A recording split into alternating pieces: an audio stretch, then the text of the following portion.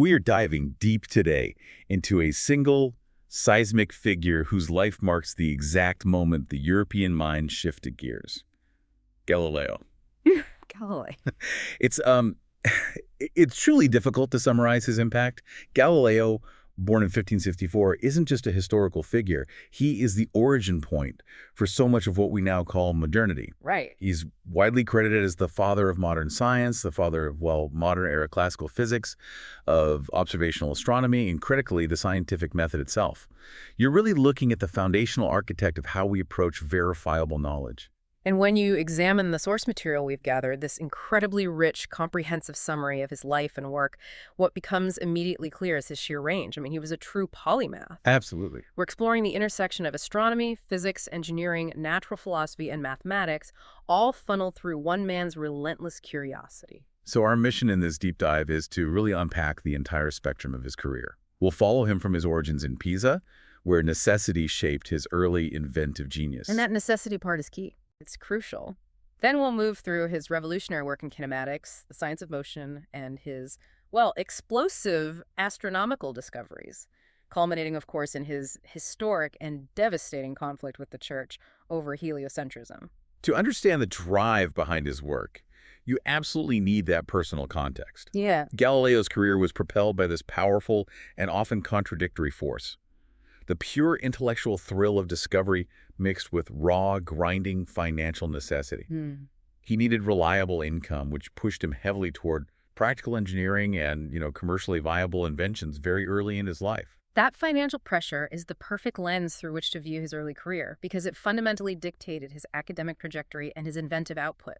Okay, let's start there then. With his roots in Pisa, part of the Duchy of Florence, he came from a culturally sophisticated but not wealthy background. Right. His father, Vincenzo Galilei, was a major figure in the music world, a leading lutenist, a composer, and a music theorist. And Galileo himself was an accomplished musician. He played the lute and had a lifelong interest in harmony and acoustics. But musical distinction doesn't exactly equate to financial security, especially not in 16th century Florence. Not at all. And this is where that notorious financial burden kicks in, and it's a story of familial duty and, well, broken promises. Tell us more about that. It sounds like more than just standard debt. Oh, it was much more than personal debt. It was structural, a familial responsibility. The big problem was his younger brother, Michelangelo, also a musician, perhaps a bit less stable than Galileo. Well, He repeatedly failed to contribute his promised share of the dowries owed to their brothers-in-law. and that's a critical detail. In that era, dowries were often installment payments or, contractual obligations that could lead to serious legal disputes if they weren't fulfilled. Exactly. The sources detail legal attempts by their in-laws to secure these long overdue payments, which created immense stress. On top of that, Michelangelo, in his musical wanderings, often borrowed funds from Galileo that he needed for his own survival. So it was a constant drain. A constant financial drain. It just amplified Galileo's desire to create inventions that would bring him immediate, reliable, and maybe even patented income. So his father, Vincenzo, he had a clear vision for Galileo's future, right? He was hoping to bypass the unpredictability of an academic or artistic life. He did. When Galileo initially enrolled at the University of Pisa in 1580, it was not for science. His father insisted he pursues a medical degree. Why medicine? He believed firmly that a physician commanded a far higher and more stable income than a mathematician or a philosopher. It was a pragmatic choice. Which leads us directly to that crucial pivot that really changed the course of science. He was supposed to be studying Galen and Hippocrates, but through a stroke of chance, he found his true calling. The story goes that he accidentally attended a lecture on Euclidean geometry, just stumbled into it. And that one chance encounter was enough to spark his passion. And his father was not pleased. Not at first. He spent the next few months trying to persuade his highly pragmatic and reluctant father to let him switch his studies to mathematics and natural philosophy. Vincenzo eventually agreed, but only after a lot of debate, likely still worried about his son's future income. And his early work is just defined by these beautiful, fundamental observations, almost accidental insights that he turned into scientific principles. The swinging chandelier is the iconic Stark. That observation happened in 1581, reportedly in the Cathedral of Pisa. He noticed a large lamp suspended by a long chain, swinging widely because of air currents, and he started comparing the time it took for the chandelier to complete one full oscillation to his own pulse. He's using his own heartbeat as a clock. Exactly. And he noticed that even as the arc decreased, as the swings got shorter and shorter, the time period remained constant. That's the principle of isochronism. So he went home to test it. Correct. When he returned home, he tested this with pendulums of equal length, setting one to swing widely and one with a tiny arc, confirming they kept time together. Now, we do have to add a little caveat for you here. This property, isochronism, is only approximately true. Right, the period does change a little. It does. The period of a pendulum varies slightly with the amplitude of the swing. It took almost a century until Christian Huygens mathematically refined the properties of the cycloid to understand true isochronism, which then allowed him to create the first highly accurate pendulum timepiece. But Galileo's observation was the foundational breakthrough. Beyond the pendulum, what were the early inventions that secured his reputation in the scholarly world? The ones that bridged his practical skills and his mathematical mind. He was a fantastic practical engineer. In 1586, he published a small book detailing the design of a hydrostatic balance he had invented, known as La Bilancetta. And what did that do? This balance was designed to accurately measure the relative densities of objects by weighing them in air and then in water. This publication, though short, was his first major intellectual success. It brought him widespread scholarly notice across Italy. I noticed the source material also mentions his study of disegno. Can you define that for us and explain how it connected to his engineering work? Right. Disegno in the Renaissance context means so much more than simple drawing. It encompasses the entire concept of design, drawing, and crucially, the underlying mathematical principles needed for projection and perspective. So it's a technical skill. A highly technical skill. Galileo's early applied career involved teaching perspective and chiaroscuro, the dramatic use of light and shadow, at the Accademia delle Arti del Disegno in Florence, starting in 1588. This training was essential. It equipped him not only to draw his scientific observations with precision, but also to think spatially and mathematically about design and engineering problems. So he wasn't just a math guy, he was a design guy too. Precisely. And his other early engineering included creating a thermoscope, a forerunner of the modern thermometer, though it lacked a standardized scale, and various military compasses, which he later refined into highly marketable instruments. This combination of mathematical theory and practical design quickly secured his academic path then. It did. He secured the prestigious chair of mathematics in Pisa in 1589. But the intellectual environment, well, it truly blossomed when he moved to the much larger University of Padua in 1592. He taught geometry, mechanics, and astronomy there for 18 years. This was his period of stability. And practical innovation, yes. He even secured a patent during this time, linking right back to that necessity for income. In 1594, he obtained a patent from the Venetian Republic for a horse-powered water pump designed for irrigation. His time at Padua, until 1610, was his stable base, where he developed his most fundamental physical theories. Though the world wouldn't truly know his name until he aimed a lens at the sky. And that's when everything changes. The narrative takes a really sharp turn in 1609. The telescope had just been invented, or at least described, in the Netherlands. Galileo didn't invent the concept, but he revolutionized the instrument and, critically, his application of it. That is the perfect distinction. He developed his own refracting telescope, or canocchiale, after hearing descriptions of Hans Lippershey's 1608 patent attempt. But where others produced these crude instruments, Galileo quickly mastered the optics. He ground his own lenses to achieve far greater clarity and magnification, up to about 30 times. And his instrument was immediately practical, which of course helped fund his research. It was highly practical. Unlike the cruder models, his instruments produced magnified, upright images on Earth, making them ideal terrestrial spyglasses. He quickly saw the commercial application, demonstrating them to Venetian lawmakers in August 1609, who used them for military and merchant observation. He was making money off them. He was. Selling these instruments to merchants who found them indispensable at sea and for coastal defense became a profitable sideline. It finally generated that reliable income he had sought for years. But the real revolution began when he pointed that profitable instrument up.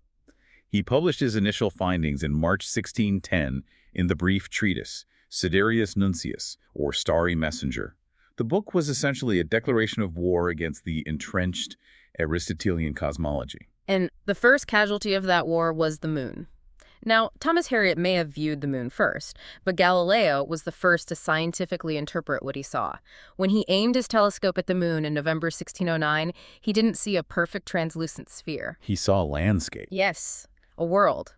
By observing the uneven line where the light ended, the terminator, he correctly deduced that the irregular waning of light was caused by lunar mountains and craters. He even estimated their height based on the length of the shadows. This was catastrophic for the old worldview, wasn't it? It was. Aristotelian cosmology held that the celestial realm was made of a perfect, immutable, crystalline substance, completely distinct from the corrupted Earth. By showing the moon was imperfect, mountainous, and geologically similar to Earth, Galileo began to dismantle the physical basis for the separation between the heavenly and terrestrial realms. It was the first literal crack in the celestial spheres. A perfect way to put it. Then came Jupiter, which provided the first irrefutable observational evidence for a system of motion that did not center on Earth. Walk us through that discovery. On January 7, 1610, Galileo observed what he first thought were three small, fixed stars close to Jupiter. But over the subsequent nights, their positions shifted. Sometimes three were visible, sometimes only one, and they seemed to be changing their arrangement around Jupiter, not the Earth. By January 15, he realized they weren't stars at all. He knew they were bodies orbiting Jupiter. He initially identified three, and soon after, the fourth.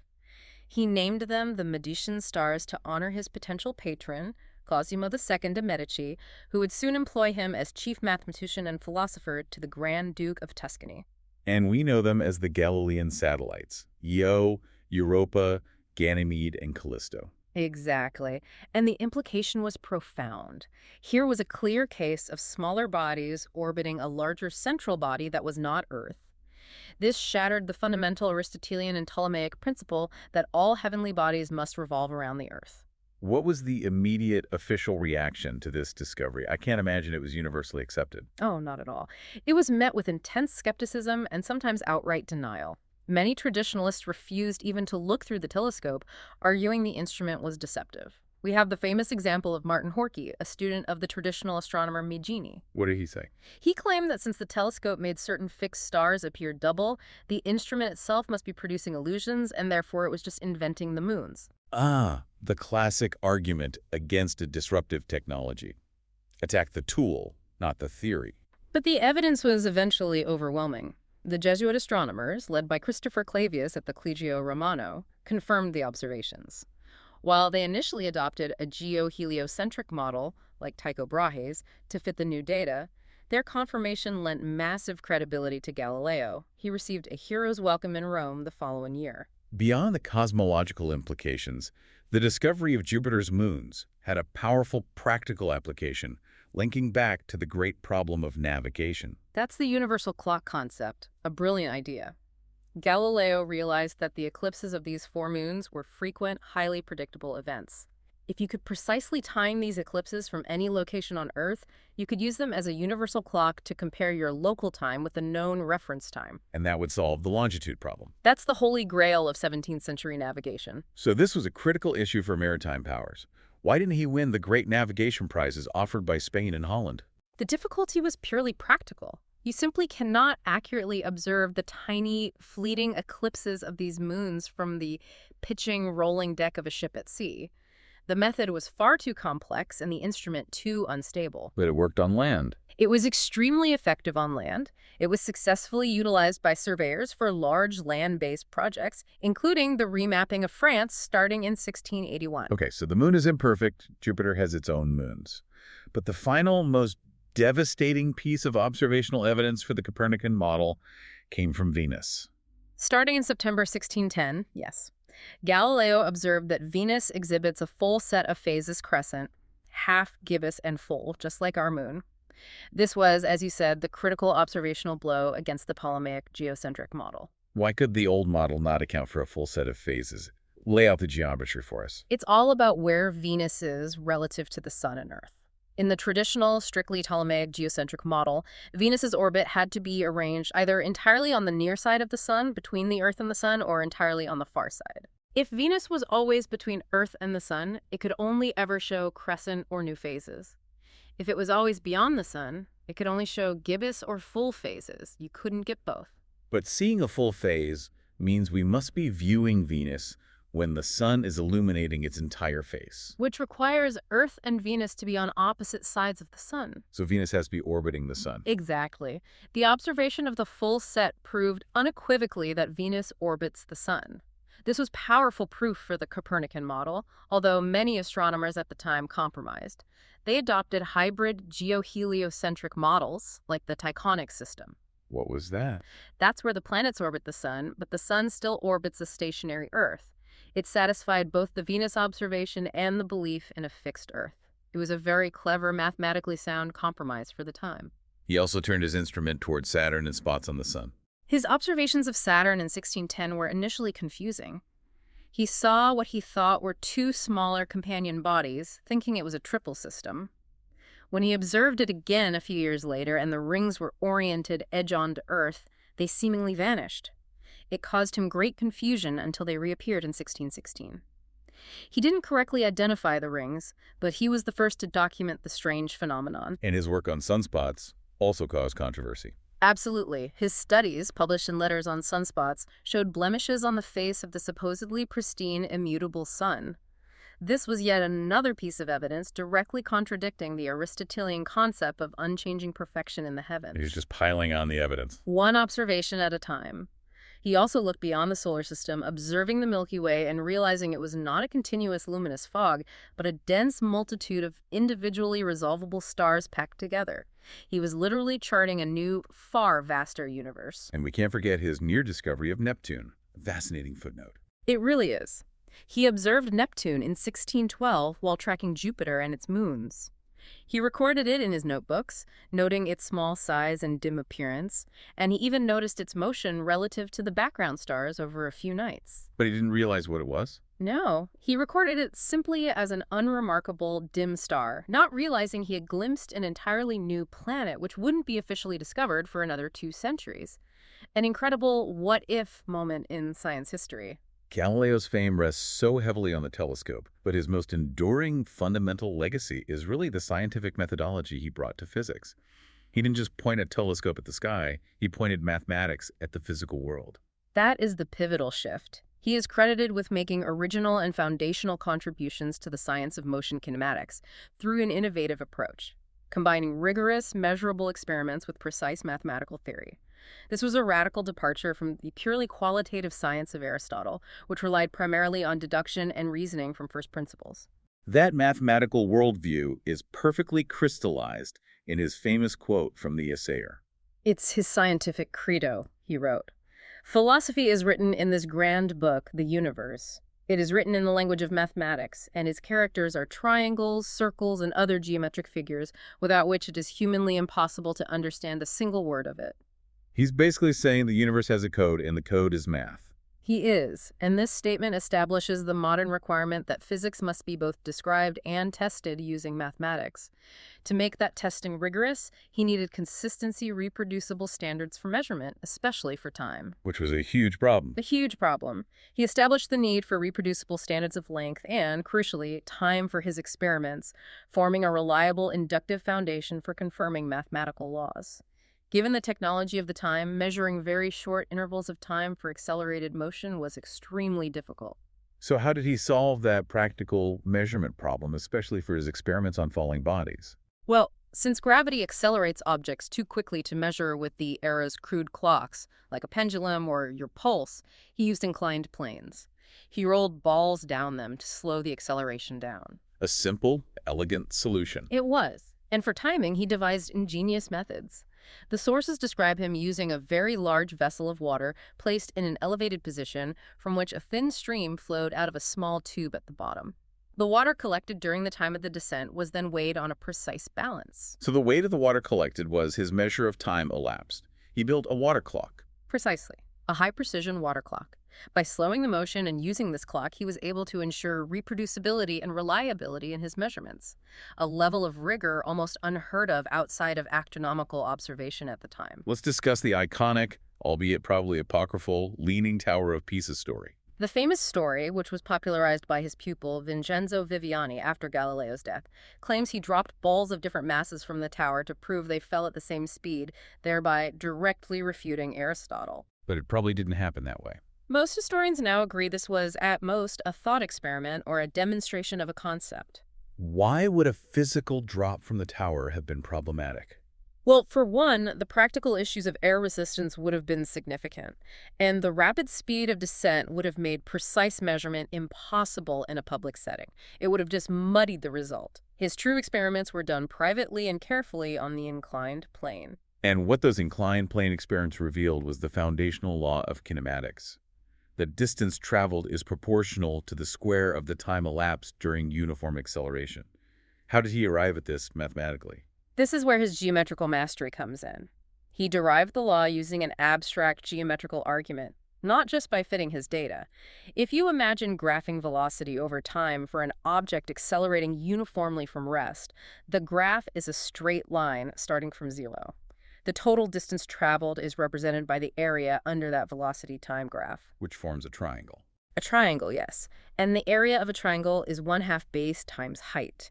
Since the base is time, t, and the height is the final velocity, which is acceleration times time, the area, or distance d, is proportional to t squared.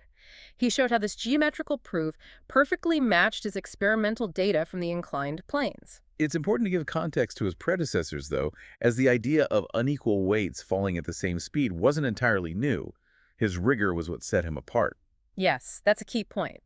The Roman philosopher Lucretius, as early as 60 BC, had a similar suggestion. John Philoponus in the 6th century made related observations, and in the 14th century, Nicola Resme had derived the time-squared law for uniformly accelerated change conceptually. And Domingo de Soto's work in the 16th century. De Soto suggested that bodies falling through a homogeneous medium would be uniformly accelerated, but he did not have Galileo's theoretical or experimental rigor. And we have to mention the 1586 Delft Tower experiment by Simon Stevin. What did he do? He dropped 2 lead balls of different weights but identical size and confirmed they hit the ground simultaneously.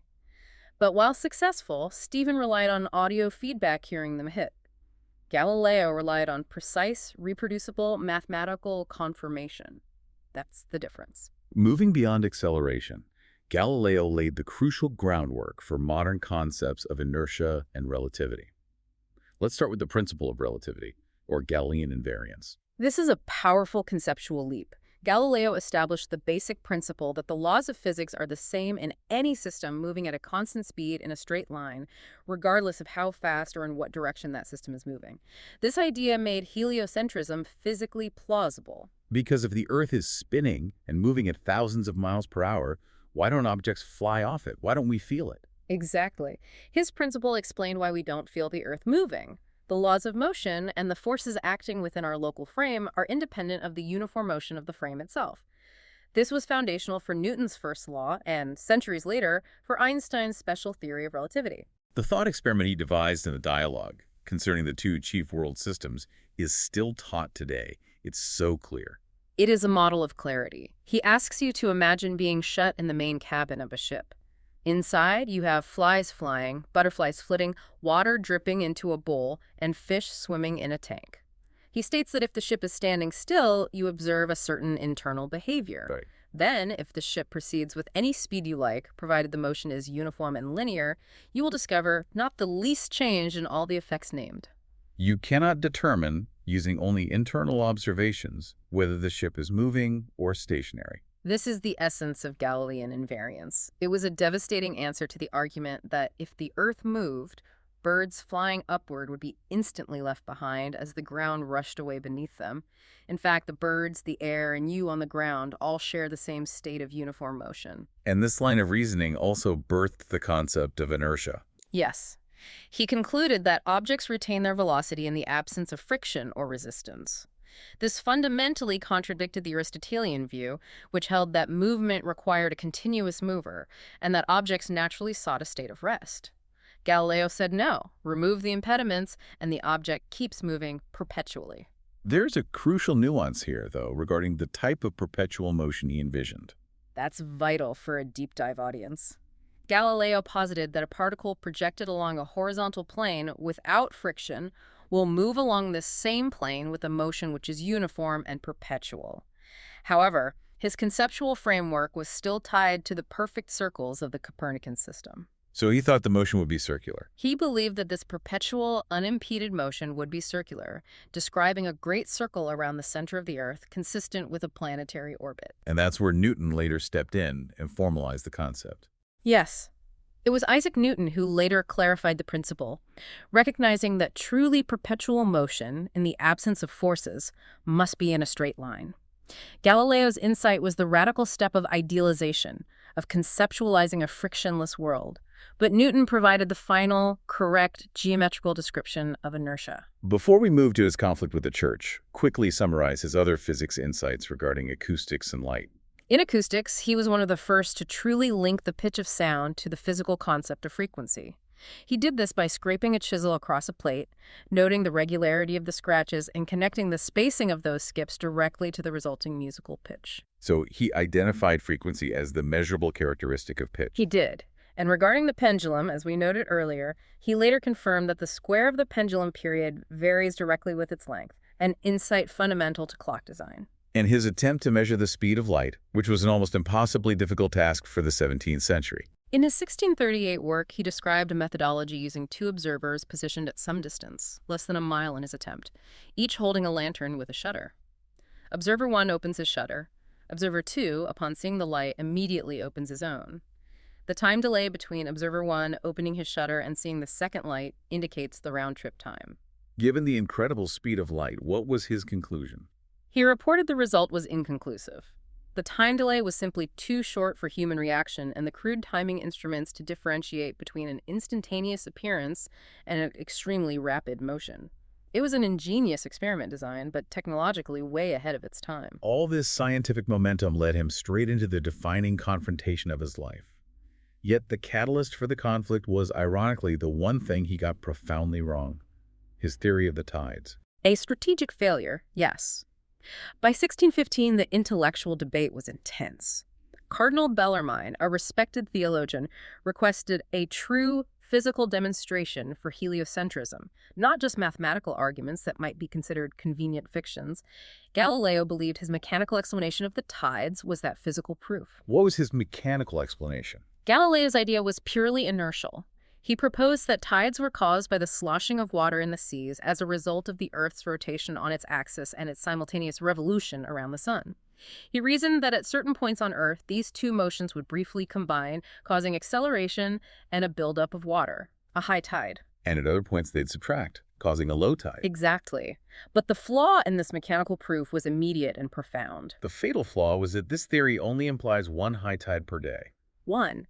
Yet the Atlantic Ocean and the Mediterranean Sea both clearly exhibit two high tides daily. Galileo tried desperately to account for the twice-daily tides by attributing the secondary tide to minor incidental causes, like the specific shape and depth of the sea basin. And he completely dismissed the correct moon-related cause, didn't he? He vehemently rejected the idea that the moon caused the tides. If we connect this to the deeper context of the era, he disliked the lunar influence because it seemed to imply an occult, magical, or action at a distance, force something mystical outside the realm of observable mechanical physics. He wanted a mechanical explanation. He preferred his, albeit flawed, rational, mechanical explanation over the more accurate, but seemingly inexplicable, influence of the moon, an idea his contemporary Kepler had already proposed. So he was left arguing for a flawed physical proof, while his true evidence lay in the astronomical observations that challenged Scripture. Meanwhile, the Jesuit community was already deeply alienated thanks to intellectual sparring. That leads us to the comets controversy. This was a nasty academic feud that began in 1618 with the Jesuit father, Orazio Grassi. Grassi argued that the comets observed that year were fiery celestial bodies farther away than the moon.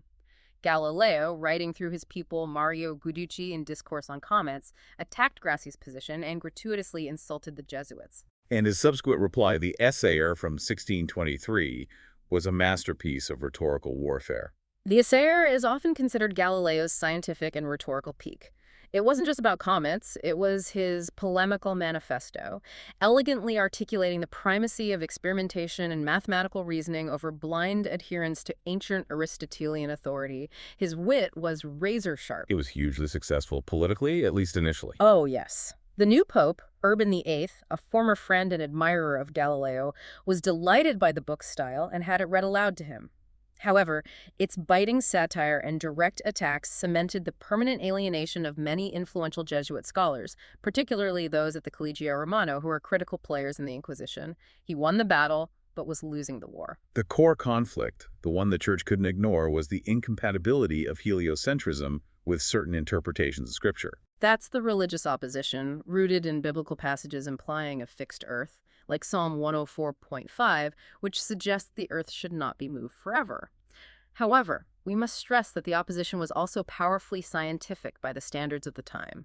And the champion of the scientific opposition was Tycho Brahe. Brahe's argument was geometrically powerful. If the Earth truly moved, we should observe an annual stellar parallax, a tiny shift in the apparent position of nearby stars as the Earth moves across its orbit. Since no parallax was measured, Brahe concluded the Earth must be stationary. Copernicans correctly argued that the stars were simply too distant for the parallax to be measurable with 17th century instruments. But Brahe had a very clever counterargument to that. The star size argument. This was popularized by Francesco Ingoli in his 1616 anti-Copernican essay, which was directed at Galileo. Ingoli used Brahe's specific geometry.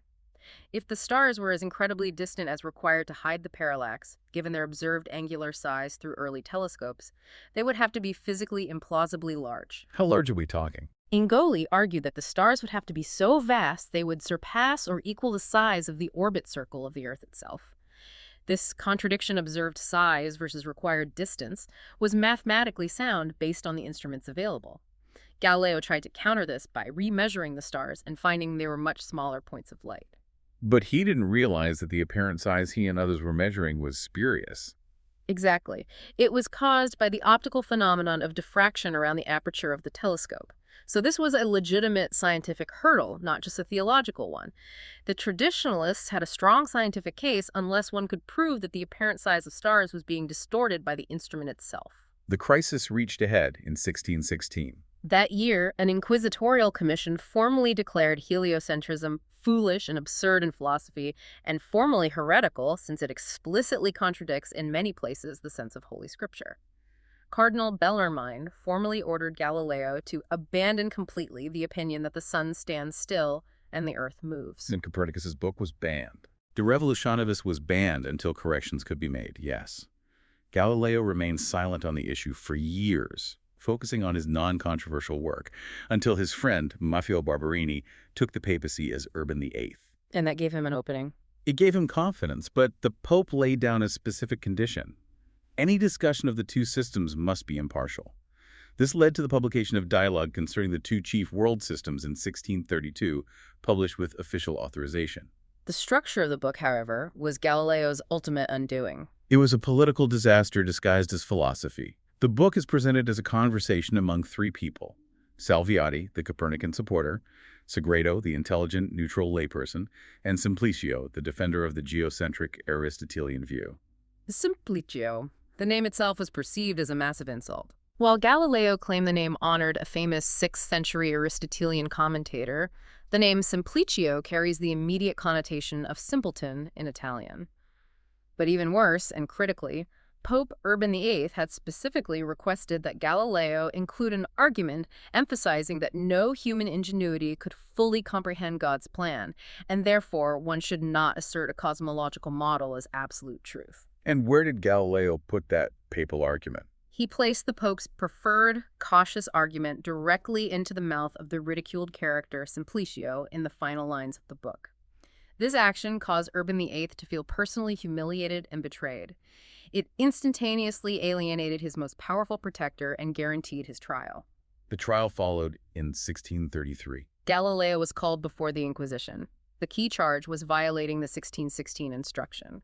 Despite arguing he had only presented the ideas for discussion, he was forced under threat of torture, though the torture was not administered, to formally admit that the dialogue gave the impression of defending Copernicanism. What was the final verdict and sentence? On June 26, 1633, he was found vehemently suspect of heresy, a status that required public repudiation of the error.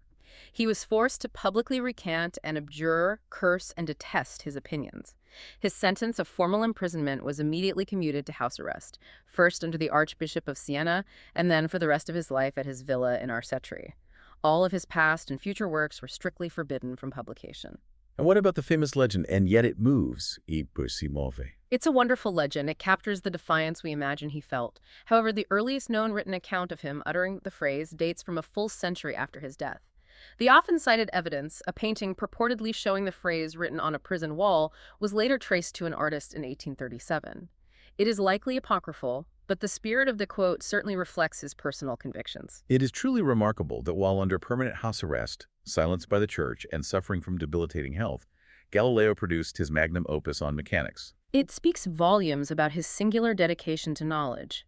While confined at Arcetri, he secretly compiled and refined the theoretical and experimental work on motion he had been developing for decades into discourses and mathematical demonstrations relating to two new sciences in 1638. And because of the ban, the manuscript had to be smuggled out of Italy. Yes, to Leiden in Holland for publication. This work essentially defined the field of classical physics and kinematics for the next generation. Absolutely. The work is divided into 4 days of conversation. The first 3 days focus on the strength of materials, a massive contribution to engineering and kinematics. He detailed his experiments on acceleration, derived his time-squared law, and established the trajectory of projectiles as parabolic arcs. That structural engineering element often gets overlooked in favor of the astronomy. It shouldn't. The first 2 sections on the strength of materials were highly innovative. He proved that scaling up a structure proportionally does not maintain the same relative strength. He discussed how the size limitations on structures like ships or towers are related to the square-cube law, explaining why giants cannot exist. This established the foundational theory for fracture mechanics and structural engineering. And Einstein praised it. Albert Einstein, reflecting on the historical significance, later called Galileo the father of modern physics, specifically citing the achievement of 2 new sciences. It's crucial to remember that he remained the practical polymath and entrepreneur even into his later years. His engineering genius was constant. Between 1595 and 1598, he developed and sold hundreds of his improved geometrical and military compasses. This sector instrument allowed gunners to quickly calculate the proper charge of gunpowder for different cannonballs and angles, and allowed surveyors to perform complex geometric calculations on the spot. He wasn't just selling the tool, he was selling the expertise. Yes, he was marketing a complete solution. He sold the instrument, published detailed instruction manuals for its use, and often offered a full course of instruction to wealthy patrons, sometimes charging 120 lira for the training. His early horse-powered water pump also underscores his focus on applied, income-generating science. His work in optics extended beyond the telescope, too. Indeed. He was using a compound microscope by 1624, refining it for observations in biology and minute details. It's a point of interest that the name microscope itself was coined by Giovanni Faber, a member of the Accademia dei Lincei in 1625, creating a linguistic analogy with Galileo's earlier perfected instrument, the telescope. He even had a mechanical insight that predates modern lubrication theory. The caged ball bearing. Galileo described the use of a caged ball bearing to reduce friction. While many attribute the formal patent or innovation to later engineers, Galileo's description proves he understood the critical principle of isolating rolling elements to prevent them from rubbing against each other, ensuring smooth motion. His life ended tragically under restriction, yet his physical remains caused a final post-mortem scandal. Galileo died on January 8, 1642, aged 77, having become completely blind a few years earlier in 1638. His patron, the Grand Duke of Tuscany, Ferdinando II, planned a grand gesture, a marble mausoleum in the Basilica of Santa Croce next to his ancestors. But the shadow of the Inquisition still held sway. Pope Urban VIII, still politically constrained by the 1633 verdict, protested vehemently, and the Grand Duke's plans were blocked. Galileo was instead buried discreetly in a small side room of the basilica. It wasn't until 1737 that he was reburied in the main body of Santa Croce. And that reburial created a strange act of reverence or perhaps morbid souvenir collection. During the transfer of his remains, 3 fingers and a tooth were removed. One of those fingers, an index finger, is now displayed at the Museo Galileo in Florence, pointing heavenward in a silent, symbolic tribute to the man who pointed humanity toward the stars. It took centuries for the church to lift the sanctions against his work. The process was glacial. The ban on reprinting his works was slowly lifted in 1718. The general prohibition against advocating heliocentrism was gradually removed from the index of prohibited books. But all official opposition to the Copernican system finally disappeared from the index only in 1835. And the final formal acknowledgement of error occurred in the late 20th century. Yes. Pope John Paul II addressed the Pontifical Academy of Sciences in 1992, acknowledging that the Inquisition had erred. He stated that the theologians involved in the case, did not recognize the formal distinction between the Bible and its interpretation, mistakenly taking metaphorical scriptural language about the Earth's stability as literal scientific fact. His legacy, encompassing the Galilean moons, the Galileo spacecraft, and the establishment of mathematical physics, is absolutely colossal. Stephen Hawking once noted that Galileo probably bears more of the responsibility for the birth of modern science than anybody else. His impact wasn't just in his discoveries, but in his methodology. He showed that observable evidence, rigorously tested and mathematically described, must trump ancient authority, even when that authority is backed by the most powerful institutions on Earth. So what does this life of contradiction, invention, and ultimate persecution mean for us now? We've seen Galileo marry mathematics and experiment, defining fundamental kinematics and forcing humanity's worldview to shift from Earth-centered to sun-centered, not through philosophy, but through verifiable, reproducible evidence. His core contribution was establishing the modern idea that physical reality is intelligible through mathematics. He was a master of idealization, conceptualizing motion in a vacuum, or conceptualizing a system free from resistance, and then using that idealization to build theories he could test in the real world using his ingenious experimental setups. And his literary works, like the Assayer and the Dialogue, were equally revolutionary, demonstrating how scientific argument could be conveyed not just through dry equations, but through rhetorical mastery and conversational force. He was trying to change not just what people believed, but how they believed it.